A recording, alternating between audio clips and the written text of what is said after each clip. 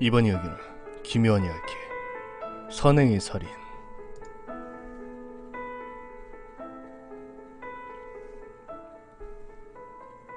사건 경위서. 안녕하세요. 인사는 올리지 않을까요? 어쨌든 상관없습니다.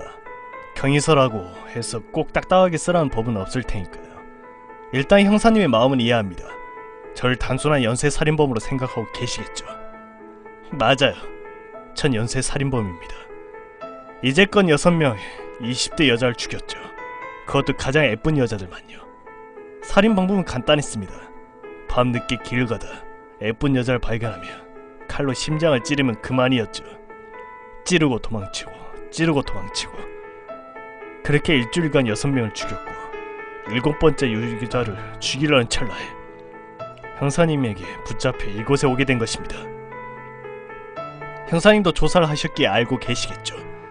전 그들에게 원한이 있던 것도 아니었으며 삶에 찌들어서 미친 것도 아니었고 돈을 갈취하기 위해 죽인 것도 아니었습니다. 예쁜 20대 여자들을 주로 타겟으로 잡았지만 성추행이나 성폭행의 흔적도 안 보였을 테고요. 전 단순하고도 평범한 방법으로 여자 6명을 죽이고 달아났습니다. 형사님은 그 이유가 너무나도 궁금해서 미치시겠죠. 그런 연유로 제가 입을 열지 않자 경위서를 쓰게 만드셨겠죠. 사실 말로써 이유를 말씀드리려고 했으나 아무래도 그리 나을 것 같아 경위서를 요청한 것입니다. 말하다보면 분명히 제 말 다 듣기도 전에 형사님은 흥분을 하실 테니까요. 형사님, 이전부터가 정말 중요하고도 진실한 이야기이므로 집중하셔야 합니다. 저는 지난 27년 동안 보통 사람의 삶을 살아왔습니다. 그냥 평범하게 여자친구도 만들고 대학에도 가고 직장도 구해보고 교회도 다니면서 말이죠. 그러던 어느 날 중대하고도 대단한 발견을 해버렸습니다. 네, 그건 발견이죠. 감춰진 진실을 보게 된 것이니 발견이라는 단어가 적절하다고 생각됩니다. 하루는 직장 동료들과 술을 먹고 집을 향하다가 어느 골목을 지나가게 되었는데 갑자기 골목 안에서 여자의 신음소리가 들리더군요. 남자라면 무후 호기심을 갖게 되는 그런 신음소리, 형사님도 대충 아시겠죠. 그래서 호기심이 생긴 저는 골목길로 조심스럽게 까치발을 들고 들어갔는데 그곳에서 제가 무엇을 보게 된 줄 아십니까? 어떤 여자가 있었는데 쓰러져 있는 남자 옆에 칼로 쑤시기를 반복하면서 희열에 찬 신음소리를 내고 있더군요. 분명히 위험하고 무서운 일이었지만 웬일인지 비명도 나오지 않았으며 도망칠 생각을 더더욱 못하고 있었습니다. 마침내 저의 인기척을 느낀 여자는 신음소리를 멈추고 저에게로 다가왔습니다. 정말 신기하죠. 저를 죽이려고 하는 것도 아니고 도망친 것도 아니었습니다. 그저 저한테로 다가올 뿐이었죠. 근데 더 놀라운 것은 여자는 제게 자신이 들고 있던 칼을 건네주더니 자신을 죽여달라고 했습니다. 아마도 지금쯤 형사님은 저를 미친놈 취급하며 코웃음을 치고 계시겠죠. 왜요? 말이 안 되는 것 같죠. 하지만 제가 말하는 모든 것은 다 진실입니다. 어쨌든 전 싫다고 했고 어서 그 자리에서 벗어나려고 했지만 여자가 저를 붙잡더군요. 그리고는 자신이 살인하게 된 동기와 위대한 진실에 대해 이야기를 해주더군요. 처음에는 저도 믿지 않았지만 그녀가 하는 말을 계속해서 들으면서 나름대로 생각을 해보니 그건 절대적인 진실이라는 것을 알 수 있었습니다. 진실이 다가간 저는 자리를 옮겨 그녀와 산책을 하던 도중 그녀를 칼로 찔러 죽였습니다.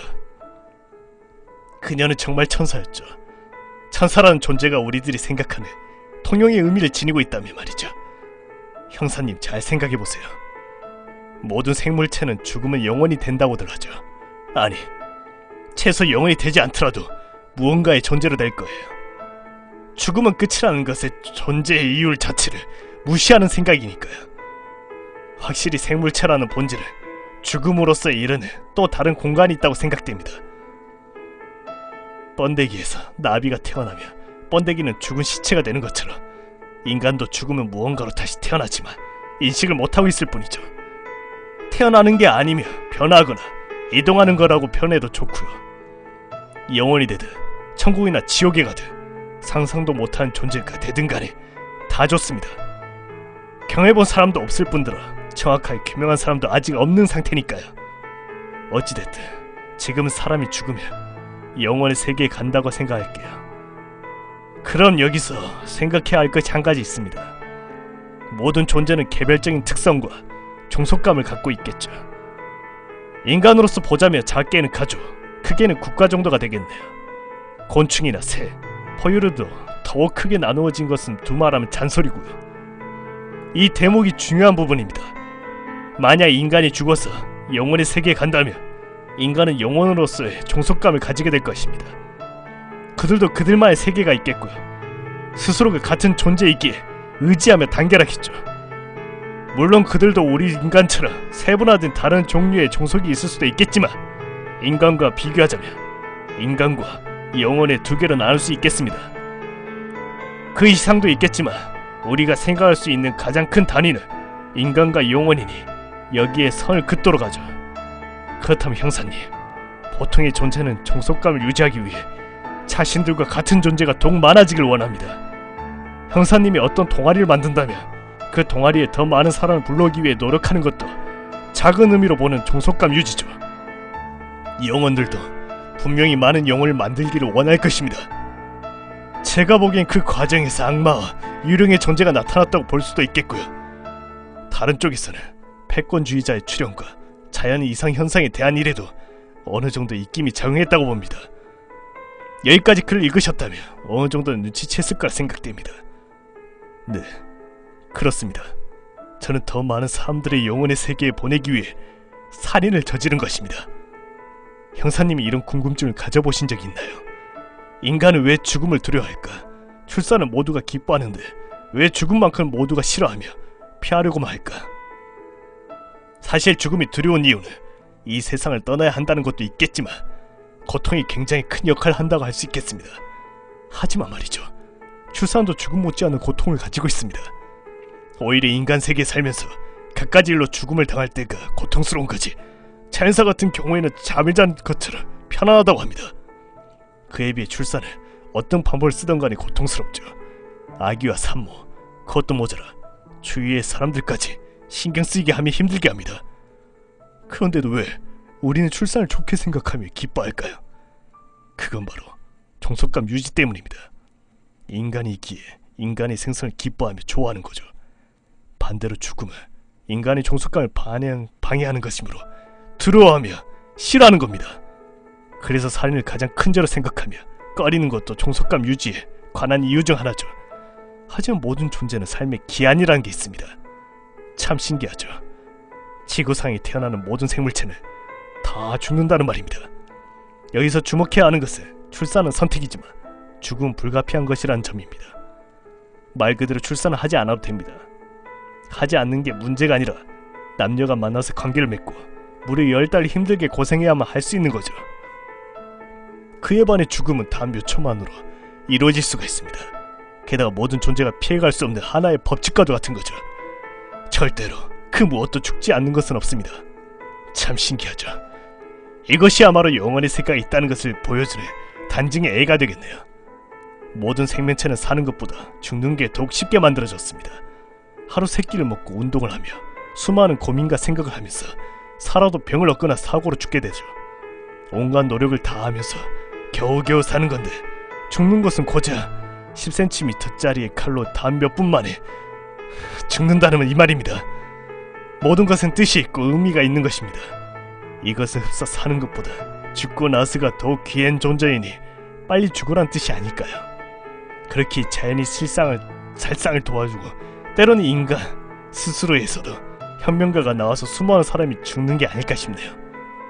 지금 상황만 봐도 인간이 지구를 살게 됨으로써 지구는 더더욱 빠른 파괴를 이루고 있습니다. 사람들도 그러죠. 조만간 지구에 남아있는 생명체가 거의 없을 거라고요. 어쩌면 모든 것을 만들어낸 존재가 인간을 지구에 보내 빠른 죽음의 길을 인도했는지도 모릅니다. 이해가 잘 되지 않으시겠죠. 어차피 남은 생각이 틀을 잡는 것은 형사님의 몫입니다. 이제 제가 살인하게 된 이유를 정확하게 말씀드려야겠군요.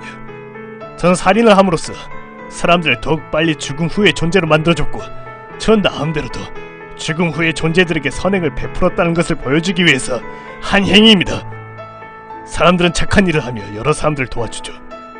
보통의 착한 행동은 현실에서 바보 취급만 받을 뿐입니다. 자신의 것을 내주고 얻는 것이라 평온한 마음뿐이니 인간 세계에서 보자면 정말 유용하지 못한 행동이죠. 하지만 보통 그런 사람들은 이런 생각을 합니다. 이런 선행을 쌓았으니 죽어서도 선행이 남을 거라고요. 하지만 그것이야말로 선행이 아니라 죽음에 대한 희롱입니다. 흔히들 죽은 후에 천국을 가기 위해 사람들을 도우며 산다고 하죠. 정말로 천국을 가고 싶다면 많은 사람들을 죽여야 합니다. 그리하여 죽음의 후에 존재들을 많이 만들어줘야 그들이 인정을 해주는 것입니다. 형사님이 살고 있는 지역이 있다고 보자며 그것과는 반대의 지역이 있다고 생각해보세요. 그럼 반대되는 지역에서 살고 있는 사람이 여러 명의 사람을 데리고 형사님의 지역으로 오기를 바라십니까? 아니면 반대쪽의 사람이 그곳에서 번창하기를 바라십니까? 물어보나마나 형사님이 지역으로 와서 여러가지 일을 돕는 게 100배 낫겠죠. 오히려 반대쪽이 번창하며 형사님이 지역은 쇠퇴할 수밖에 없으니 도움은커녕 방해를 주는 것이죠. 그럼 방해를 준 그가 나중에 뒤늦게 넘어오게 된다며 형사님은 과연 어떻게 할까요? 미워서라도 괴롭히거나 심한 행동을 하진 않을까요? 바로 그겁니다. 저는 죽음 후의 존재를 인식함으로써 치대한 발견을 한 것이죠. 물론 기본적인 정보는 제가 죽인 그 여자가 알려줬지만 정보를 스스로 터득한 것은 저입니다. 여자도 나와 비슷한 방법으로 터득을 했다고 하더군요. 이미 그녀는 10명도 넘게 죽인 상태였는지라 제게 진실을 알려주고는 양보를 해주셨습니다. 스스로 저한테 죽임을 당하는 것으로 말이죠. 그래서 제가 그녀를 천사로 표현한 것입니다. 천사를 죽인 저 많은 사람들을 죽음 후의 존재로 만들기 위해 돌아다녔지만 역시나 20대의 미녀들에게 먼저 기회를 주고 싶더군요. 개인적인 취향이 섞인 거라고 볼 수도 있겠지만 어쨌든 선행을 위한 행위였으니까요. 그리하여 20대의 여성을 죽이면서 다닌 건데 이제는 어느덧 제게 진실을 알려준 천사의 뒤를 이해할 때가 온 것 같군요. 이 글을 읽으시고 딱 1시간 동안 생각을 해보시면 모든 것이 정리되며 진실을 발견한 시리라 여겨집니다. 형사님이라면 충분하고도 남을 시간이겠죠. 저보다 훨씬 예열력이 빠르고 대단하신 분이니까요. 사실 형사님도 수많은 범죄자들을 잡아들여 죽음에 이르게 했으니 선행이 없다고는 할 수 없습니다. 하지만 선행을 확실하게 많이 하는 것이 더 좋을 테니까요. 게다가 형사님에게는 칼보다 좋은 권총이 있지 않습니까? 전 상담실에서 형사님을 기다리고 있겠습니다. 부디 저를 죽이시고 진실에 한 발자국 다가서기를 바랄 뿐입니다. 꼭 진실에 눈을 뜨시기를 부탁드리겠습니다. 그럼 형사님을 기다리고 있겠습니다. 김 형사님! 뭘 그리 골똘히 생각하고 계십니까? 아니요. 그나저나 저놈은 어떻게 할까요? 김 형사님이 오시기 전까지 한마디도 안 하겠다는데? 그래. 근데 놈이 쓴 경위서에 뭐라고 적혀있습니까? 저는 아까부터 계속 실실거리며 웃고 있는데 아주 미치겠더라고요. 김 형사는 사건 경위서를 줬고는 별거 없다며 고개를 흔들었다. 그 모습에 이 형사는 잠시 의아스러워했지만 입 밖에 꺼내진 않았다. 볼일이 끝나 이 형사는 방에서 나으라고 했으나 김 형사가 그를 붙잡을 말했다. 이봐! 이 형사! 죽고 나면 흔히들 영혼이 된다고들 하잖아. 정말 영혼의 세계가 있을까? 네? 갑자기 그건 왜 물어보시는 겁니까? 아니, 그냥 갑자기 궁금해서. 뭐 있게야 하겠죠. 만약 지금과 동시에 소멸한다고 생각하면 그건 좀 끔찍하잖아요. 그렇군. 김 형사의 갑작스러운 질문에 당황한 이 형사였지만 이내 대수롭지 않게 웃어넘겼다.